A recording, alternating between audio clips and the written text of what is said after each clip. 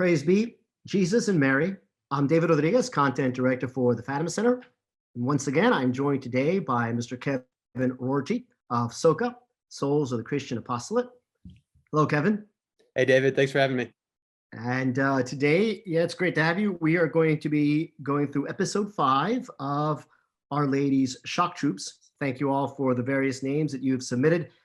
Kevin thought that Our Lady's Shock Troops would be the most appropriate, fitting name for this particular series. A number of you certainly had that warfare theme in your title, so thank you all for helping us with that. But again, before we get started, Kevin, if you would lead us in prayer, please. Yeah. In nomine Patris, Filii, Spiritus Sancti. Amen. Veni, Sancte Spiritu, reple tuorum cora fidelium, et tui amoris in eis signum ascende. Emite spiritum tuum et creabuntur. Et renovabis faciem terrae. Oremus. Deus qui cora fidelium Sancti Spiritus illustratione docuisti, da nobis in eudem spiritu recta sapere, et de eus semper consolatione gaudere, per Christum Dominum nostrum. Amen.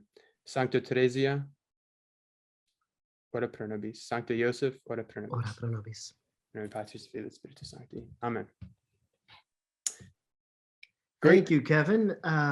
Great. So I guess here, what we're doing now is we are trying to lay out the steps for people to develop a plan of life for the interior life, for the spiritual life.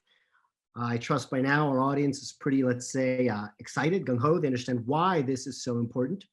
And I think one of the absolute first necessary things, anytime you start talking about a plan of life for the spiritual life, is going to be the whole concept of making a resolution.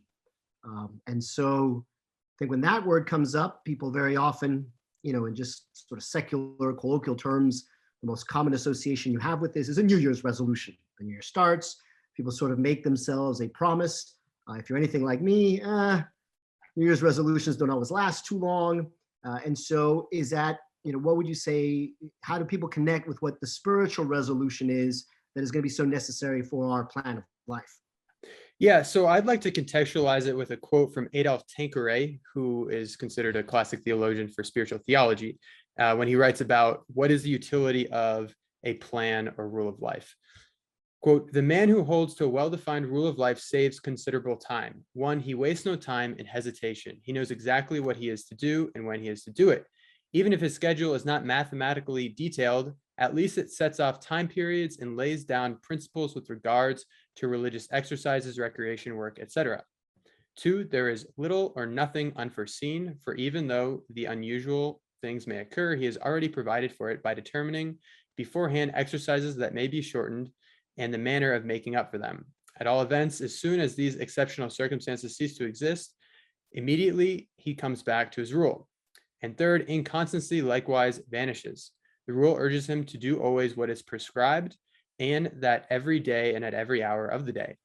Thus, habits are formed that give continuity to his life and assure his perseverance. His days are full days, teeming with good works and merit." End quote. Well, right off the bat, just listening to that, I can see a great value in it. I don't know what you're like, dear viewer, but sometimes I do feel like I'm being tossed around a bit in the waves. Wear a lot of hats, a dad, you do your work, you're a husband, 6 kids, a lot of them are young. So I know that, discipline and regularity in life is one of the things that helps me the most. And when that discipline is not there or the regularity sort of gets undercut for me, I do start feeling very frazzled and very dissipated. And then, yes, I even like the fact that he says time is wasted. I mean, if I don't know what's sort of coming next or what to expect when I wake up or at this point in time in my day, it takes a lot of energy just to even make decisions, and then you're inconstant. So I can see how that would be very helpful just in a practical, if you will, secular life. But obviously here he's talking about the spiritual life, right? Mm-hmm. Yeah, and so we've been covering a lot on here's the big war we're in, here's why I should be doing this, here are my motivations, this is really important. But that motivation needs a clear target to set itself on. We have an intellect and a will, and our will needs to move toward a good. That's what the will does. It's drawn to the good. So we need to present it with a good. And you could think, well, I just have I don't want to make my spiritual life too concrete. I want some flexibility for the Holy Ghost to move and all that. And I'd say That's great to want the Holy Ghost to move. But even if you study the lives of great artists or inventors, those who work on inspiration on just a natural level, they actually tend to be very rigorous in terms of keeping to a schedule and being disciplined with making sure they set apart time. You can set even modern techniques on that topic that say, okay, you've got to be disciplined to just set the time. It's all about just arriving to your desk on time to do the work you need to do, and then let the inspirations come then. So I would say it's great to want to have that flexibility, but we need at least a baseline to work with. A novice master, when I was in religious life, described it as like in a symphony, you have the beat, the rhythm there. You need that bass rhythm for everything else, for the symphony to play on top of it. And so if we're motivated for like, yeah, I want to get this done, we need to try to be concrete about where does that motivation lead to? Where does that inspiration lead to? It's great to want to do free-flowing things, but the reality is anyone who says, well, I'm just going to pray when I feel like it, you're going to end up not praying on some days. You're certainly not going to advance in a very short while.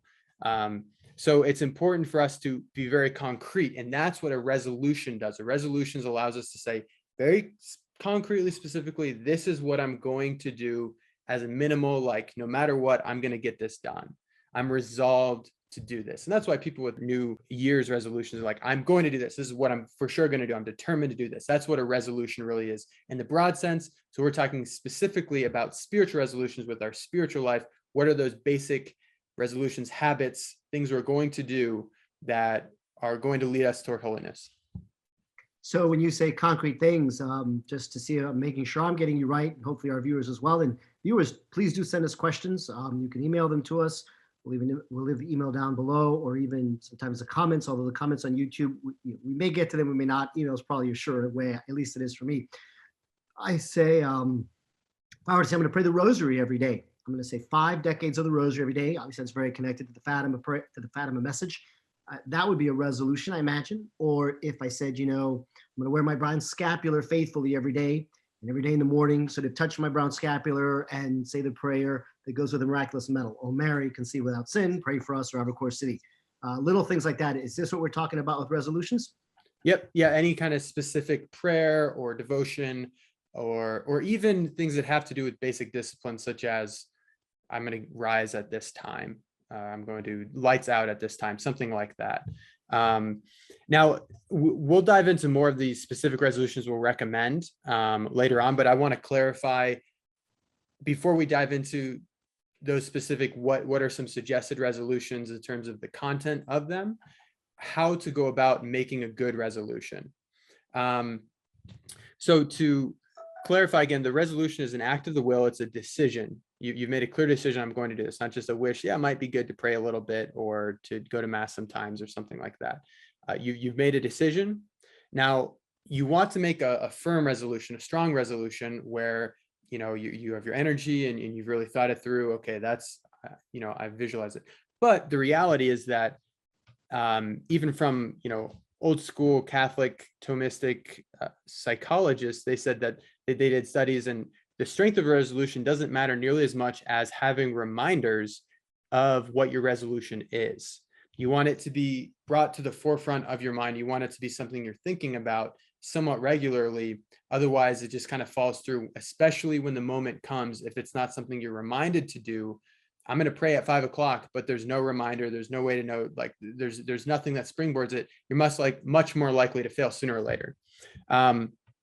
So we want to have those reminders. Now, as far as discipline comes, it is important to have discipline. Now, not everyone has the same strength of will. Some people, and then also they have different circumstances in life. So that's why we'd recommend some resolutions to have some flexibility in terms of contingency plans. Like if I don't pray at this time, I'm going to pray at that time, things like that. But to still maintain the baseline resolution of I'm going to pray this amount every day. And doing this allows us to use our time better, because, if I say I'm just going to pray when I feel like it, I might pray for an hour one day when I should have prayed for a half hour and I had, basic duties. I know some people will go pray as a way of escaping life and responsibilities. So that's not at all what this is. But it allows you to use your time better, because you can go and I'm like, in good conscience, this is what I committed to. This is what I prayed. This is what I believe God has inspired me. This is what I should do. I'm going to do it. And I did it. It's a great, feeling. And then you don't have to think about it every day. It's like, today I'm going to pray for this amount of time, or I'm going to do this devotion today. I'm going to do that, and just kind of buffet every day. It's not a healthy way to go, whether it be what you're eating or what you're doing for your spiritual life. So it's not just spurious. And that inconstancy, like Adolf Tanqueray says, vanishes. And I'll dive into some of the specifics of, how to make those resolutions in a second. But David, did you have any comments on that? Well, maybe if you could explain just a little more on act of the will. It is a phrase we use a lot, and I'll tell you just why I think it's helpful. It's our culture, I believe, is driven very much by emotion. So I like that you brought up this idea of it's not just when you feel like it. And I think for many of us, even for me, it was a paradigm shift when a priest told me about forgiveness, because he said, look, forgiveness is just an act of the will. That's what God is expecting of you. And so you may not feel like you've forgiven the person. You may still be really angry at the person. You may not be able to help that. That's not what makes up the matter of confession. That's not what your forgiveness is. Do you want to? Will you make the decision, I forgive the person? And you, oftentimes, he told me, may have to just renew that, because if that anger comes up because a person hurt you deeply, time and time again, you may have to go back and say, okay, fine, this hurts a lot. I'm in pain. I may not become the guy's best friend again, but I still forgive him, Lord. I forgive him. And he said, make that act of the will. That's what you need. So for me, that was a big paradigm shift, and I've applied it to many other things. But I think for a lot of people, they might still not even know what that act of the will looks like, or what we mean by it, or if this is an adequate example for the things you're talking about. Yeah, I think a couple of things come to mind. One would be the notion of sacrifice, that I am putting this good above another good. So let's say I don't know, a lot of people might be listening to music, for example, like young people, they're like, okay, and I'm having fun, I'm listening to music, whatever. And I said I was going to pray at, 8:00 this evening. I was going to go to adoration or something.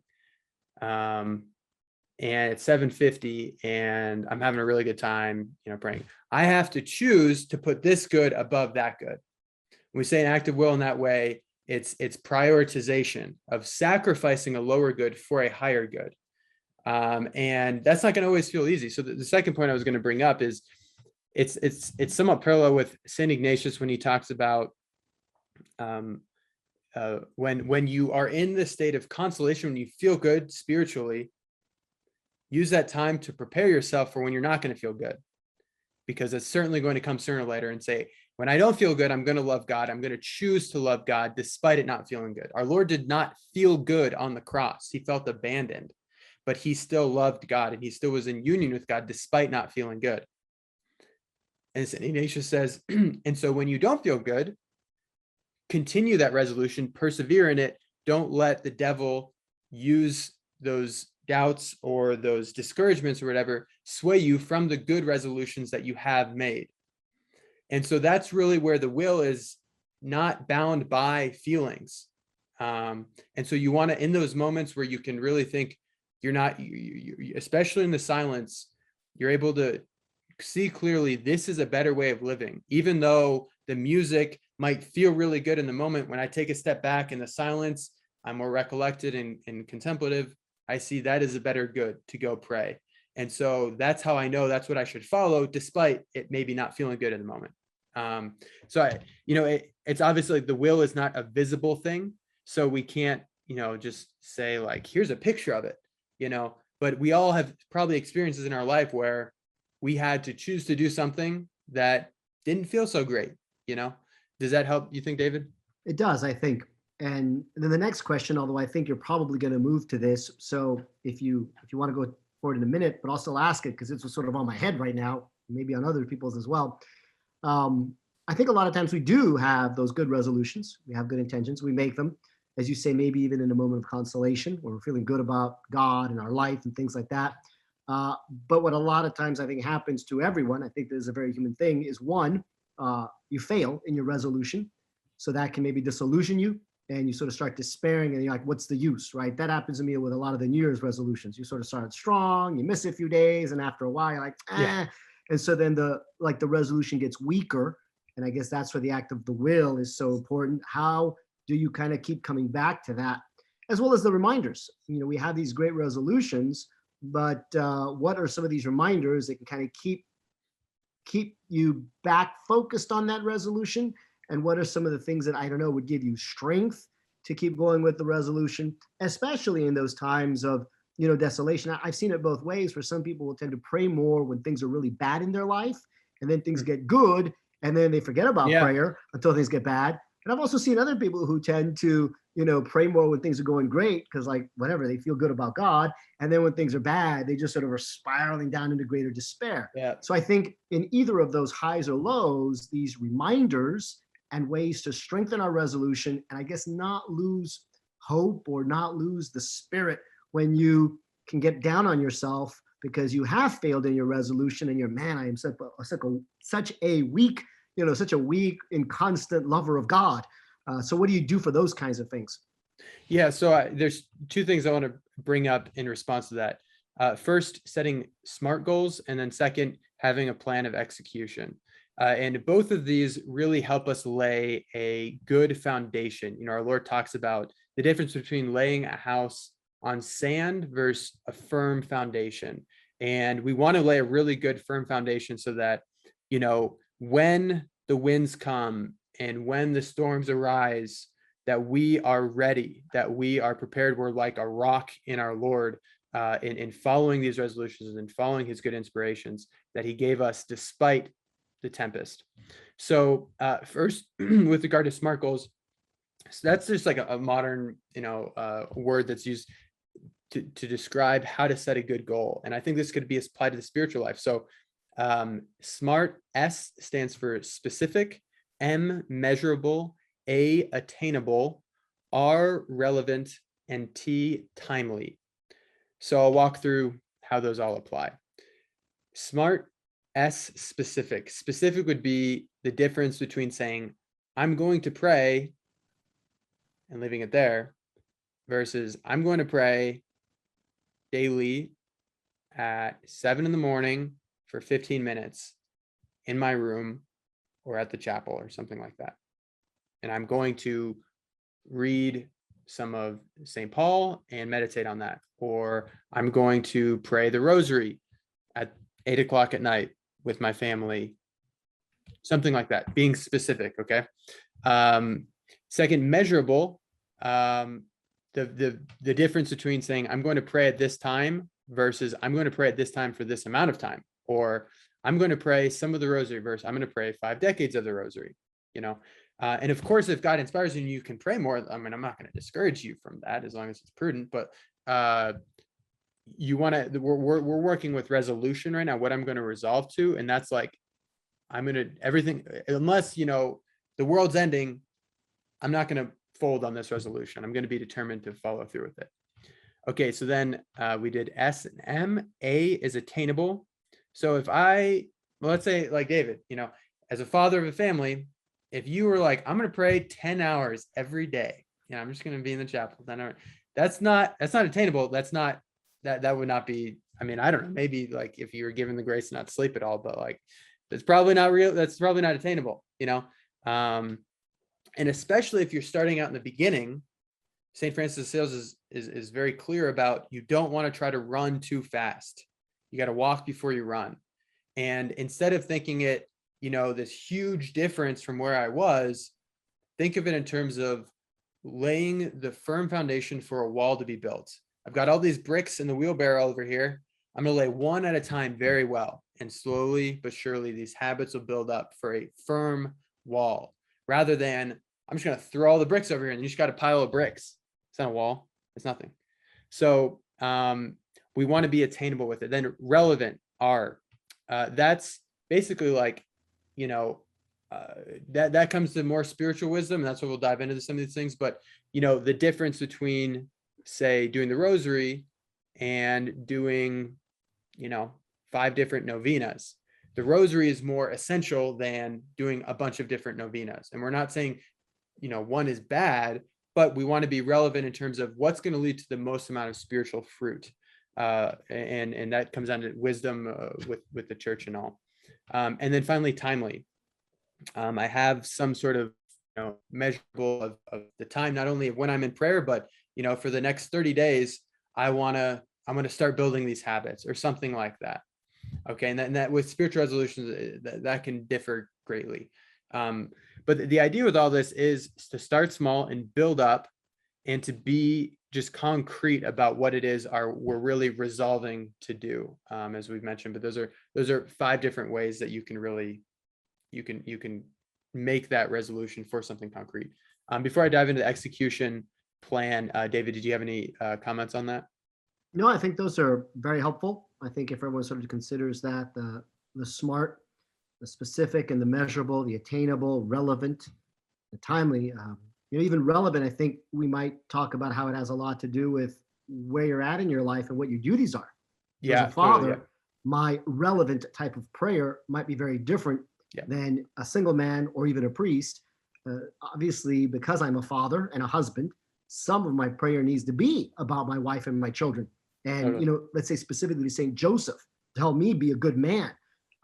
There's a lot of other prayers out there, but again, I'm gonna have to prioritize some of them given my duties. So I think that's another angle that relevant definitely brings in. And that's why it's gonna be different for each person, because your duties and your specific circumstances might be a little different. So no, I think that SMART helps a lot. And then also even just with the little bit, step by step, right? Mm-hmm. Because if someone's not really doing anything, or if someone has, if someone has nothing that they're really concrete on, that they're nothing that they're really regular on with regard to their spiritual life, which may be a lot of people. There's maybe a lot of YouTube watching, a lot of videos, a lot of watching what's going on in the political world or even the ecclesial world, the crisis going on. Yeah. But we don't have this constant spirit. What would you say? Do you just say, okay, well, I'm going to commit with a resolution to a very first step to do just one thing? Is that a way to start? And what kind of one thing might that resolution be? Yeah. No, I think that's especially something we'll dive into. And that's important to know, to have this self-awareness and humility to realize where am I coming from? Because while we're shooting for these ideals, like imagine if you were detached from a lot of these, many addictions with technology or whatever, and you were more disciplined and all this, it just looks like this amazing ideal. And then I'm going to do that tomorrow. I'm just going to do it all tomorrow. And then you do it for like 18 hours and then you just crash, or maybe you last a week and then you just crash hard. That's not a prudent way to go about it typically. So as far as, okay, now I've made these SMART resolutions. How do I have a plan of execution and make sure that I stick with it? Because the plan is actually not as hard. It's not nearly as hard as actually following through and getting it over time, because you're probably going to fail. The reality is, in humility, you're probably going to make a resolution and you're not going to follow through with it sooner or later. And what are you going to do to make sure over time there's a general trajectory like this? And it might be like, up and down a little, but the general trend is upward, right? And so I think having what I'd call an execution system, so to speak. Now think of someone in business or in the military, or someone who's just trying to work out for health related purposes. They're not just going to have vague goals. They're going to be concrete about what am I going to do? And then how do I have a follow through system in place? And I think 2 things that I recommend, I certainly don't say you have to do it this way, and there's many different ways, but applying the principles of reminders and support, I think, is really important. And what I would recommend, at least what I found most helpful for that, is for us laymen in the world to have a few friends that you tell your resolution to, and you have check-ins about that. And then throughout the week, you take some kind of note of how am I doing with them. And so what that does is it reminds you through the conversations with them, and because you're going to talk to them, okay, I got to be keeping track. How am I doing, generally speaking? And so on a day-to-day basis, it's like, it's going to come to your mind, because I've got to, did I do it? I got to remember if I did it or not. Or even if you want to, you could track it, Like, people, they'll mark things on their calendar or whatever. I did this, these things that I said I would do. And so then you have a plan in place, sort of out of humility, a net that, okay, let's say this week I start crashing, but that plan where I have some others that are gonna give me support, that acts as a net to, okay, I'm going to rebuild, get back up, and it's not going to fall out of my consciousness like a New Year's resolution. If you just say, I'm going to do it for 3 days, you do it, you miss one day, and then the next day you kind of do it, and then the next day you're like, I already failed, so I'm not going to do it tomorrow. And then there's no net if you're just doing it on your own, and there's no reminders or anything like that. So that's what I call an execution system. People do that in business, they'll do it in military, they'll do it wherever, with working out in the gym, to have a system in place that's not purely reliant on your willpower, on your strength of will to be able to just, in the moment, I'm just going to do it. Having a quote unquote system in place actually that is conducive to you doing these things, and you could bring it down to a micro level, like, okay, I'm going to set a reminder in my phone. An alarm goes off at this time to do this. I have friends, for example, I'm with them and it's 12 o'clock, the alarm goes off for the Angelus, and okay, we're just doing the Angelus right now, things like that, because, life gets complicated, we get busy, we get distracted, and you might just sometimes even forget. And so you've got to take those things into account. So you have a system that, okay, it's not, I've just got to, really just try to remember as best I can. If you plan it out in that way, it's going to be a lot more conducive, and I think a lot more prudent, and it takes humility, but I think it'd be a lot more prudent to be able to follow through with the resolutions. And this might not be a question you can answer, but I don't know if you have any suggestions for it. As you were saying that, given the amount of people that I speak to, I can see a number of them are going to say, I like the idea of having a friend to be able to talk to about these things, but I just don't have one. Or I don't feel comfortable with anyone. Or how do I go about setting that up? If, how do you find a confidant, this friend? And so that may not be an easy question. I think each person may have to struggle a little bit with that themselves. But I don't know if you have any clues or insights, that, Yeah. I would tell people in general, you got to find someone you feel comfortable with, but you can't talk about these things. But what that probably means, you just got to start sort of testing the waters with some people, saying some of these things and seeing if then there's that, reciprocation or not. Or if they look at you like, huh, you're like, all right, maybe not this person. Or if they sort of tell you a few things, but that definitely I think is going to be that we have to somehow prioritize the spiritual in our relationships with other people. And I think that's something that we generally don't do. It's so easy to talk about, football, or women maybe shopping and cooking, but people don't really like to talk about their spiritual life, or they feel awkward and uncomfortable doing it. So maybe we've just got to break those barriers. What's been your experience? Yeah, I have a lot of thoughts on that. That's basically why I started Soka. It's because I'm really convinced that this is the way to do it, and we try to help connect people like that. But yeah, a few thoughts. One, I think overall we all could do better in setting up an environment that's conducive to the good in general, and especially with regard to the faith and the spiritual good. So being in environments where more devout people are is really important. In the beginning of the spiritual life, Saint Teresa talks about how critical it is to really not let ourselves be around people who are going to drag us down a ton. If we're around people who are, making light of mortal sins, for example, or in environments that entice us to that, we have to get out of those situations. So that's one thing. And then, on the flip side, not just avoiding, but finding those good environments. You may find people at daily mass or at church events that are wholesome, and then another thing I would say is I don't think you have to dive into, like, you just walk up to someone at the church, hey, how's it going? Good. Nice to meet you. And, I really need help with mental prayer. Can you help me? Like, that just, they might think you're weird. Okay. Just heads up. So just imagining what that would look like. That'd be a good, like, someone follows like a documentary, just see people's reaction. But what I would say is I think instead you can get to know people, you kind of get a sense of, people who just tend to have a more wholesome presence about them,